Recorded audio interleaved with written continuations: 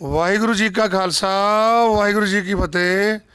ਅਸੀਂ ਇਸ ਵਕਤ ਸੈਕਟਰ 87 ਦੇ ਵਿੱਚ ਹਾਂ, ਮੋਹਾਲੀ ਦੇ ਵਿੱਚ, ਅਤੇ ਬਹੁਤ ਵੱਡਾ ਸਥਾਨ ਬਣਿਆ ਹੋਇਆ ਹੈ ਗੁਸਾਈ ਬਾਬਾ ਜੀ ਦਾ। ਅਤੇ ਉਸ ਜਗ੍ਹਾ ਦੇ ਵਿੱਚ ਵਿਸਾਖੀ ਦਾ ਬਹੁਤ ਵੱਡਾ ਸਮਾਗਮ ਬਾਬਾ ਜੀ ਕਰਾ ਰਹੇ ਹਨ, ਜੋ ਸਾਨੂੰ ਬਾਬਾ ਜੀ ਪੂਰੀ ਜਾਣਕਾਰੀ ਦੇਣਗੇ। ਵਾਹਿਗੁਰੂ ਜੀ ਕੀ ਫਤਿਹ। ਉਹ ਦਾਸ ਬਾਬਾ ਨਿਹਾਲ ਸਿੰਘ ਜੀ, ਡੇਰਾ ਧੰਨ ਧੰਨ ਬਾਬਾ ਗਸਾਈ ਦਾਸ ਜੀ, ਪਿੰਡ ਸੋਹਾਣਾ ਸੈਕਟਰ 87 ਤੋਂ ਸਾਰੀਆਂ ਸੰਗਤਾਂ ਨੂੰ, ਦੇਸ਼ ਵਿਦੇਸ਼ਾਂ 'ਚ ਜਿੰਨੀਆਂ ਸੰਗਤਾਂ ਬੈਠੀਆਂ ਹਨ, ਸਾਰਿਆਂ ਨੂੰ ਦਾਸ ਵੱਲੋਂ ਵਾਹਿਗੁਰੂ ਜੀ ਕਾ ਖਾਲਸਾ, ਵਾਹਿਗੁਰੂ ਜੀ ਕੀ ਫਤਿਹ। ਸੋ ਸਾਰੀਆਂ ਸੰਗਤਾਂ ਨੂੰ ਦਾਸ ਵੱਲੋਂ ਬੇਨਤੀ ਹੈ, ਜੋ ਕਿ ਮਹਾਂਪੁਰਖਾਂ ਦੇ ਅਸਥਾਨ 'ਤੇ ਹਰ ਸਾਲ ਧੰਨ ਧੰਨ ਬਾਬਾ ਗਸਾਈ ਦਾਸ ਜੀ ਅਤੇ ਬਾਬਾ ਸ੍ਰੀ ਚੰਦ ਜੀ ਮਹਾਰਾਜ ਮਹਾਂਪੁਰਖਾਂ ਦੇ ਪਵਿੱਤਰ ਅਸਥਾਨਾਂ 'ਤੇ ਜੋ ਕਿ ਸਾਲਾਨਾ ਸਮਾਗਮ ਉਹਨਾਂ ਦੀ ਯਾਦ ਦੇ ਵਿੱਚ ਮਨਾਏ ਜਾਂਦੇ ਹਨ। ਸੋ ਮਿਤੀ 25, 26, 27 ਅਪ੍ਰੈਲ ਨੂੰ ਜੋ ਕਿ ਸਾਲਾਨਾ ਸੰਤ ਸਮਾਗਮ ਇਸ ਸਥਾਨ 'ਤੇ ਹੋ ਰਹੇ ਹਨ। ਸੋ 26 ਤਰੀਕ ਨੂੰ ਵੀ ਜੋ ਕਿ ਸੰਤ ਸਮਾਗਮ ਹੋ ਰਹੇ ਹਨ, ਜਿਸ ਦੇ ਵਿੱਚ ਕਿ ਸ੍ਰੀਮਾਨ ਸੰਤ ਬਾਬਾ ਮਹਿੰਦਰ ਸਿੰਘ ਜੀ ਲੰਬਿਆ ਸਾਹਿਬ ਤੋਂ ਅਤੇ ਹੋਰ ਬੇਅੰਤ ਮਹਾਂਪੁਰਸ਼ ਪਹੁੰਚ ਰਹੇ ਹਨ। ਅਤੇ 27 ਤਰੀਕ ਨੂੰ ਸ੍ਰੀਮਾਨ ਸੰਤ ਬਾਬਾ ਅਵਤਾਰ ਸਿੰਘ ਜੀ ਧੂਰਕੋਟ ਵਾਲੇ ਅਤੇ ਹੋਰ ਬੇਅੰਤ ਮਹਾਂਪੁਰਸ਼ ਜੋ ਕਿ 27 ਤਰੀਕ ਨੂੰ ਸਵੇਰੇ ਅੰਮ੍ਰਿਤ ਵੇਲੇ ਤੋਂ 5 ਵਜੇ ਤੋਂ ਲੈ ਕੇ 4 ਵਜੇ ਤੱਕ ਜੋ ਕਿ ਸਮਾਗਮ ਹੋਵੇਗਾ, ਜਿਸ ਦੇ ਵਿੱਚ ਦੂਰ ਦਰੇਡੇ ਤੋਂ ਬੇਅੰਤ ਨਿਹੰਗ ਸਿੰਘ ਜਥੇਬੰਦੀਆਂ ਦੇ ਜਥੇਦਾਰ ਸਾਹਿਬਾਨ ਅਤੇ ਬੇਅੰਤ ਸਾਧੂ ਸੰਤ ਮਹਾਂਪੁਰਸ਼ ਦੂਰ ਦਰੇਡੇ ਤੋਂ ਸੰਗਤਾਂ ਪਹੁੰਚ ਰਹੀਆਂ ਹਨ ਇਲਾਕੇ ਦੀਆਂ। ਸੋ ਸਾਰੀਆਂ ਸੰਗਤਾਂ ਨੇ ਇਸ ਸਮਾਗਮ ਦੇ ਵਿੱਚ ਭਾਈ ਦਰਸ਼ਨ ਦੇਣ ਦੀ ਕਿਰਪਾਲਤਾ ਕਰਨੀ ਜੀ। ਸੋ ਇਸ ਸਥਾਨ ਵੱਲੋਂ ਹਰ ਪੂਰਨਮਾਸੀ ਨੂੰ ਇਸ ਸਥਾਨ 'ਤੇ ਜੋ ਕਿ ਮਹਾਂਪੁਰਖਾਂ ਦੇ ਅਸਥਾਨਾਂ 'ਤੇ ਭਾਈ ਦਿਹਾੜੇ ਮਨਾਏ ਜਾਂਦੇ ਹਨ ਅਤੇ ਸੈਕਟਰ 16 ਹਸਪਤਾਲ ਦੇ ਵਿੱਚ ਹਰ ਮੱਸਿਆ ਨੂੰ ਜੋ ਕਿ ਲੰਗਰਾਂ ਦੀ ਸੇਵਾ ਸਥਾਨ ਵੱਲੋਂ ਜਾਂਦੀ ਹੈ। ਅਤੇ ਬੇਅੰਤ ਹੋਰ ਜੋੜ ਮੇਲਿਆਂ 'ਤੇ ਜੋ ਕਿ ਸ੍ਰੀ ਅਨੰਦਪੁਰ ਸਾਹਿਬ, ਉੱਥੇ ਵੀ ਲੰਗਰਾਂ ਦੀ ਹੋਲੇ ਮਹੱਲੇ ਸੇਵਾ ਜਾਂਦੀ ਹੈ। ਅਤੇ ਸ੍ਰੀ ਕਪਾਲ ਮੋਚਨ ਸਾਹਿਬ, ਉੱਥੇ ਵੀ ਲੰਗਰਾਂ ਦੀ ਸੇਵਾ ਜਾਂਦੀ ਹੈ ਗੁਰੂ ਨਾਨਕ ਸਾਹਿਬ ਦੇ ਪ੍ਰਕਾਸ਼ ਦਿਹਾੜੇ 'ਤੇ। ਅਤੇ ਵੱਡੇ ਸਾਹਿਬਜ਼ਾਦਿਆਂ ਦੀ ਯਾਦ ਦੇ ਵਿੱਚ ਸ੍ਰੀ ਚਮਕੌਰ ਸਾਹਿਬ ਦਾਣਾ ਮੰਡੀ ਵਿਖੇ ਵੀ ਲੰਗਰਾਂ ਦੀ ਸੇਵਾ ਹਰ ਸਾਲ ਇਸ ਸਥਾਨ ਵੱਲੋਂ ਸੰਗਤਾਂ ਦੇ ਇਲਾਕੇ ਦੇ ਸਹਿਯੋਗ ਦੇ ਨਾਲ ਪਾਈ ਕੀਤੀ ਜਾਂਦੀ ਹੈ। ਸੋ ਸਾਰੀਆਂ ਸੰਗਤਾਂ ਨੂੰ ਦਾਸ ਦੁਬਾਰੇ ਫਿਰ ਬੇਨਤੀ ਕਰਦਾ ਹੈ ਕਿ ਆਉਣ ਵਾਲੀ 25, 26, 27 ਅਪ੍ਰੈਲ ਨੂੰ ਜੋ ਕਿ ਮਹਾਂਪੁਰਖਾਂ ਦੀ ਪਵਿੱਤਰ ਯਾਦ ਦੇ ਵਿੱਚ ਇਸ ਸਥਾਨ 'ਤੇ ਜੋੜ ਮੇਲਾ ਮਨਾਇਆ ਜਾ ਰਿਹਾ ਹੈ। ਸੋ ਸਾਰੀਆਂ ਸੰਗਤਾਂ ਨੇ ਹੁਮ ਹੁਮਾ ਕੇ ਦਰਸ਼ਨ ਦੇਣ ਦੀ ਕਿਰਪਾਲਤਾ ਕਰਨੀ ਅਤੇ ਸਾਰੀਆਂ ਦੇਸ਼ ਵਿਦੇਸ਼ਾਂ ਦੀਆਂ ਸੰਗਤਾਂ ਨੂੰ ਭਾਈ ਖਾਲਸਾ ਪ੍ਰਕਾਸ਼ ਦਿਹਾੜੇ ਦੀਆਂ ਜੋ ਕਿ ਵਿਸਾਖੀ ਦਿਹਾੜੇ ਦੀਆਂ ਲੱਖ ਲੱਖ ਵਧਾਈਆਂ ਹੋਣ।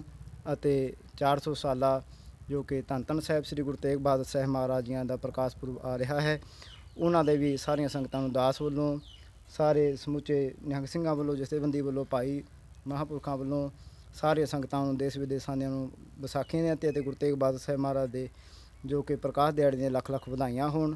ਸੋ ਸਾਰੀਆਂ ਸੰਗਤਾਂ ਨੇ ਭਾਈ 27 ਤਰੀਕ ਨੂੰ ਵੀ ਇਸ ਸਥਾਨ 'ਤੇ ਦਰਸ਼ਨ ਦੇਣੇ ਜੀ। ਤਨ ਮਨ ਧਨ ਨਾਲ ਸੇਵਾ ਕਰਕੇ ਗੁਰੂ ਮਹਾਂਪੁਰਖਾਂ ਦੀਆਂ ਖੁਸ਼ੀਆਂ ਪ੍ਰਾਪਤ ਕਰਨਾ ਜੀ।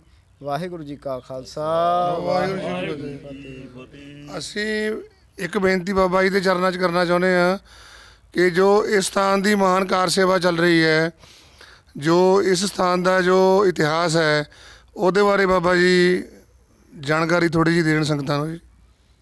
ਸੋ ਇਹ ਅਸਥਾਨ ਤਕਰੀਬਨ 300 ਸਾਲ ਦੇ ਕਰੀਬ ਇਹ ਪੁਰਾਤਨ ਅਸਥਾਨ ਹੈ, ਜੋ ਮਹਾਂਪੁਰਸ਼ਾਂ ਨੇ ਇਸ ਅਸਥਾਨ 'ਤੇ ਬੈਠ ਕੇ ਬਾਲ ਰੂਪ ਦੇ ਵਿੱਚ ਮਹਾਂਪੁਰਸ਼ ਜੋ ਬਾਬਾ ਗਸਾਈ ਦਾਸ ਜੀ ਹੋਏ ਹਨ, ਸੋ ਇਸ ਅਸਥਾਨ 'ਤੇ ਜਪ ਤਪ ਕੀਤਾ ਹੋਇਆ ਹੈ।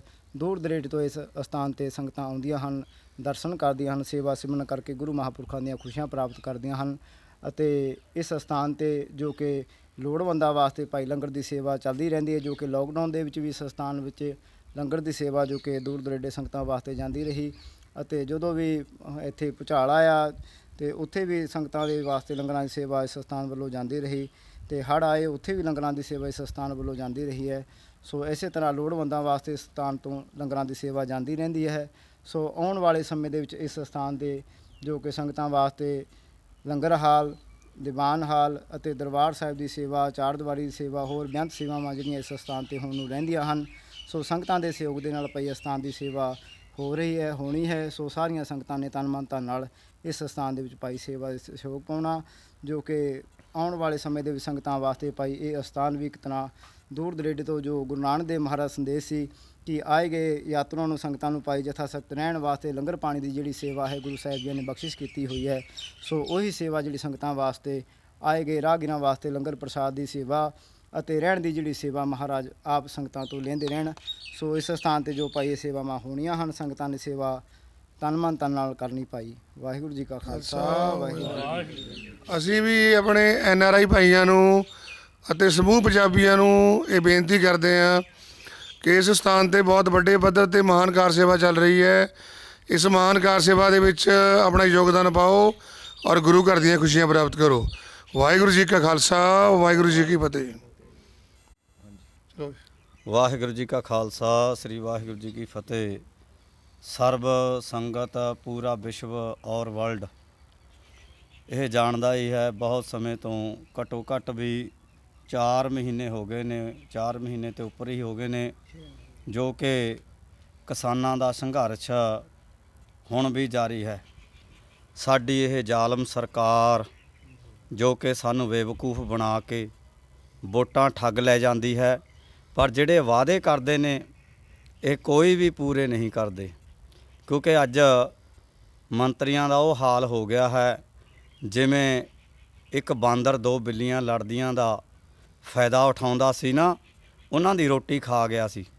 ਇਸੇ ਤਰ੍ਹਾਂ ਹੀ ਹੁਣ ਸਾਡੇ ਗਰੀਬਾਂ ਦਾ, ਗਰੀਬ ਮਜ਼ਦੂਰ ਭਾਈਆਂ ਦਾ ਔਰ ਕਿਸਾਨ ਵੀਰਾਂ ਦਾ ਸੰਘਰਸ਼ ਇਸ ਜ਼ਾਲਮ ਸਰਕਾਰ ਦੇ ਨਾਲ ਚੱਲ ਰਿਹਾ ਹੈ।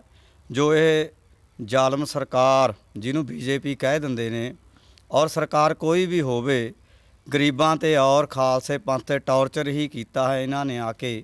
22 ਧਾਰ ਦੇ ਰਾਜਿਆਂ ਤੋਂ ਲੈ ਕੇ ਹੁਣ ਤੱਕ ਖਾਲਸੇ ਪੰਥ ਤੇ ਔਰ ਗਰੀਬਾਂ ਤੇ ਟੌਰਚਰ ਹੀ ਹੋਇਆ ਹੈ। ਬਿਨਾਂ ਟੌਰਚਰ ਤੇ ਇਹਨਾਂ ਸਰਕਾਰਾਂ ਨੇ ਕੁਛ ਨਹੀਂ ਸੁੱਝਦਾ, ਕਿਉਂਕਿ ਇਹ ਸਰਕਾਰਾਂ ਗਰੀਬ ਨੂੰ ਔਰ ਕਿਸਾਨ ਨੂੰ ਜਮਾਂ ਹੀ ਖਤਮ ਕਰਨ ਦੇਣਾ ਚਾਹੁੰਦੀਆਂ ਨੇ। ਕਿਉਂ ਅਡਾਨੀ ਔਰ ਅੰਬਾਨੀ ਦੇ ਜੋ ਗੁਲਾਮ ਹੋ ਚੁੱਕੇ ਸਾਡੇ ਨੇਤਾਵਾਂ ਨੇ ਸਾਨੂੰ ਇੱਕ ਕੁੱਤੇ ਦੀ ਨਿਆਈ ਕਰ ਦੇਣਾ ਹੈ, ਔਰ ਇਹਨਾਂ ਤੇ ਸੰਚੇਤ ਰਹਿਣ ਦਾ ਔਰ ਕਿਸਾਨਾਂ ਦਾ ਆਪਾਂ ਨੇ ਸਾਰੀਆਂ ਸੰਗਤਾਂ ਨੇ, ਜੋ ਮਜ਼ਦੂਰ ਵੀ ਨੇ ਔਰ ਜੌਬ ਵਾਲੇ ਵਰਕਰ ਵੀ ਨੇ, ਸਾਰਿਆਂ ਨੇ ਆਪਾਂ ਨੇ ਕਿਸਾਨਾਂ ਦਾ ਹੌਸਲਾ ਵਧਾਈ ਕਰਨਾ ਹੈ। ਮੋਢੇ ਦੇ ਨਾਲ ਮੋਢਾ ਲਾ ਕੇ ਇਸ ਸੰਘਰਸ਼ ਦੇ ਵਿੱਚ ਸਾਥ ਦੇਣਾ ਹੈ, ਔਰ ਸਾਰਿਆਂ ਦਾ ਸਾਡਾ ਹੱਕ ਬਣਦਾ ਹੈ। ਕਿਉਂਕਿ ਇੱਕ ਇਹ 3 ਬਿੱਲ ਇਹਨਾਂ ਨੇ ਪਾਸ ਕੀਤੇ ਨੇ। ਇੱਕ ਨਾਗਰਿਕਤਾ ਸੋਧ ਬਿੱਲ ਵੀ ਹੈ ਜੋ ਕਿ ਉਹ ਹਲੇ ਤੱਕ ਮੇਰਾ ਖਿਆਲ ਹੈ ਹਲੇ ਕੈਂਸਲ ਨਹੀਂ ਹੋਇਆ। ਕਿਉਂਕਿ ਨਾਗਰਿਕਤਾ ਸੋਧ ਬਿੱਲ ਦੇ ਵਿੱਚ ਇਹਨਾਂ ਨੇ ਕੀ ਕੀਤਾ ਹੈ, ਜੋ 300 ਸਾਲ ਪੁਰਾਣੀ ਰਜਿਸਟਰੀ ਔਰ ਇੰਤਕਾਲ ਇਹ ਹਰ ਘਰ ਦੇ ਵਿੱਚ ਰਹਿਣ ਵਾਲੇ ਬੰਦੇ ਤੇ ਮੰਗਿਆ ਜਾਵੇਗਾ। ਜਿਸ ਦੇ ਕੋਲ 300 ਸਾਲ ਪੁਰਾਣਾ ਇੰਤਕਾਲ ਔਰ ਰਜਿਸਟਰੀ ਨਹੀਂ ਹੈ, ਉਸ ਨੂੰ ਉੱਥੇ ਤੋਂ ਕੱਢ ਕੇ ਇਹ ਕਹਿ ਦਿੱਤਾ ਜਾਵੇਗਾ, ਭਾਈ ਤੇਰੀ ਇਹ ਜ਼ਮੀਨ ਨਹੀਂ, ਤੇਰਾ ਇਹ ਘਰ ਨਹੀਂ, ਔਰ ਤੂੰ ਹੁਣ ਇਸ ਜਗ੍ਹਾ ਨੂੰ ਛੱਡ ਕੇ, ਜ਼ਮੀਨ ਨੂੰ ਛੱਡ ਕੇ ਕਿਤੇ ਹੋਰ ਚਲਿਆ ਜਾ। ਦੱਸੋ, ਇੰਨੀ ਦੇਰ ਬੰਦਾ ਆਪਣੀ ਮਿਹਨਤ ਕਰਦਾ, ਬੱਚੇ ਪਾਲਦਾ ਹੈ, ਉਸ ਜਗ੍ਹਾ ਦੇ ਵਿੱਚ ਆਪਣੇ ਬਾਪ ਦਾਦਿਆਂ ਤੋਂ ਲੈ ਕੇ ਇਸ ਧਰਤੀ ਮਾਤਾ ਦੀ ਗੋਦ ਵਿੱਚ ਨਿੱਘਾ ਆਨੰਦ ਮਾਣਦਾ ਹੈ। ਜਦੋਂ ਉਸ ਦਾ ਬਜ਼ੁਰਗ ਹੋ ਜਾਂਦਾ ਹੈ, ਬਜ਼ੁਰਗ ਦੇ ਟਾਈਮ ਉਹ ਕਿੱਥੇ ਜਾਵੇ? ਨਾ ਹੀ ਤਾਂ ਉਹਨੂੰ ਬੱਚੇ ਸਾਂਭਦੇ ਨੇ, ਕਈ ਘਰਾਂ ਦੇ ਵਿੱਚ ਬਜ਼ੁਰਗਾਂ ਦੀ ਬੜੀ ਮਾੜੀ ਹਾਲਤ ਹੈ। ਪਰ ਇਹ ਸਰਕਾਰ ਵੀ ਅਨਾਥਾਲय ਬਣਾਉਂਦੀ ਹੈ, ਉੱਥੇ ਪੈਸੇ ਠੱਗਦੀ ਹੈ, ਔਰ ਕਈ ਗਊਸ਼ਾਲਾ ਬਣਾਈਆਂ ਵੀ ਆ ਸਰਕਾਰ ਦੇ ਨਾਂ 'ਤੇ ਸਰਕਾਰੀ। ਔਰ ਦੂਜੀ ਗੱਲ, ਉਹਦੇ ਵਿੱਚ ਗਊ ਟੈਕਸ ਆਉਂਦਾ, ਜੋ ਆਪਣਾ ਬਿਜਲੀ ਦਾ ਬਿੱਲ ਆਉਂਦਾ ਉਹਦੇ ਵਿੱਚ ਗਊ ਟੈਕਸ ਆਉਂਦਾ ਹੈ। ਨਾ ਤਾਂ ਇਹ ਗਊਆਂ ਨੂੰ ਸਾਂਭਦੇ ਹੈ, ਨਾ ਕਿਸੇ ਗਰੀਬ ਗੁਰਬੇ ਦੀ, ਅਤੇ ਨਾ ਹੀ ਇਹ ਸਾਡੀ ਜ਼ਾਲਮ ਸਰਕਾਰ ਕਿਸੇ ਕਿਸਾਨ ਦਾ ਕੋਈ ਭਲਾ ਕਰਕੇ ਰਾਜੀ ਹੈ। ਸੋ ਹੁਣ ਇਹਨਾਂ ਕਿਸਾਨਾਂ ਨੂੰ ਬੇਨਤੀ ਹੈ ਔਰ ਗਰੀਬ ਮਜ਼ਦੂਰਾਂ ਨੂੰ, ਜਿਹੜੇ ਨਹੀਂ ਵੀ ਦਿੱਲੀ ਪਹੁੰਚੇ ਉਹ ਵੀ ਦਿੱਲੀ ਜਾ ਕੇ ਉਹਨਾਂ ਦਾ ਹੌਸਲਾ ਵਧਾਈ ਕਰਨ, ਔਰ ਸਾਡਾ ਹਰ ਬੱਚੇ ਦਾ ਫਰਜ਼ ਬਣਦਾ ਹੈ। ਕਿਉਂਕਿ ਇਹ ਸੰਘਰਸ਼ ਕਿਸਾਨਾਂ ਦਾ ਇਕੱਲਿਆਂ ਦਾ ਨਹੀਂ ਹੈ, ਔਰ ਸਾਰੇ ਵਰਗਾਂ ਦਾ ਇਹ ਸੰਘਰਸ਼ ਚੱਲਿਆ ਹੈ। ਇਸ ਸੰਘਰਸ਼ ਦੇ ਵਿੱਚ ਆਪਾਂ ਨੂੰ ਯੋਗਦਾਨ ਪਾਉਣਾ ਚਾਹੀਦਾ ਹੈ। ਇੰਨੀਆਂ ਬੇਨਤੀਆਂ ਦਾਸ ਜਥੇਦਾਰ ਨਿਹਾਲ ਸਿੰਘ ਜੀ ਸ੍ਰੀ ਚਮਕੌਰ ਸਾਹਿਬ ਤੋਂ ਤਾਂ ਬੇਨਤੀਆਂ ਪ੍ਰਵਾਨ ਕਰਨੀਆਂ। ਵਾਹਿਗੁਰੂ ਜੀ ਕਾ ਖਾਲਸਾ, ਸ੍ਰੀ ਵਾਹਿਗੁਰੂ ਵਾਹਿਗੁਰੂ ਜੀ ਕੀ ਫਤਿਹ। ਵਾਹਿਗੁਰੂ ਜੀ ਕਾ ਖਾਲਸਾ, ਵਾਹਿਗੁਰੂ ਜੀ ਕੀ ਫਤਿਹ।